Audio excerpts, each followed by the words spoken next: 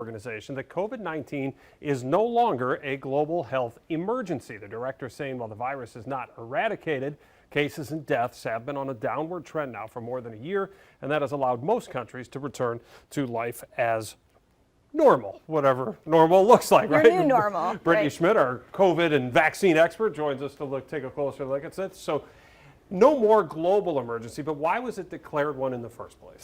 So remember back early we were building the plane as we were flying it, right? So they were doing everything they could to try to figure out what to do and when to put something in place. So by that designation by the World Health Organization, it basically said, hey, we have to come together and fight this on a global scale. So what they did, if you remember, they shut down borders, they limited travel. So that really gave them the power to do that on a collective level. So that's why it was put in place in the first place. Okay.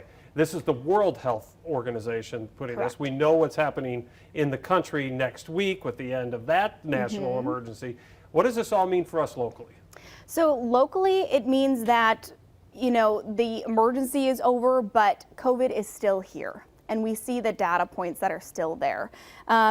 When I was talking to an official today, a doctor at UW Health talking today, he talked a little bit about how we're kind of in this next phase. And what this means here is that COVID-19 is not gone, but we have enough community immunity where, whether it's through vaccinations or natural infections, and immunity that way, where we have tools in place to manage any sort of waves of infection that happen in the future. So that's what it really means, is that it's just at a more manageable pace. So any waves that we see, we should be able to manage here locally. All right, we have talked with you ever since this all began, and the word phase is used a lot, right? We're in this phase, we're in that phase, as flying the plane, as we're building it kind of thing.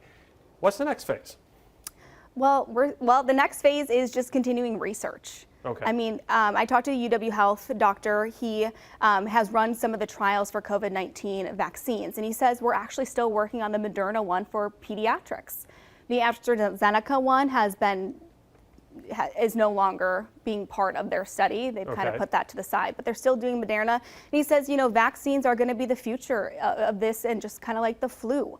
So he said we still need to continue to research that, create better vaccines for the future, meaning longer lasting. And it goes along with the mutations of COVID-19, because we know it changes. Right, we saw that. Those were phases all on their own, right? Right, exactly. And then he also talked about just looking into long COVID. A lot of people still are dealing with symptoms that popped up that you never thought would be a part of you at some point. And so he just talks a little bit about all of that and continuing to monitor it, right? Adjusting, being flexible, but at least at this point, it's manageable. All right, Brittany, thanks so much for that update. Let's turn now to another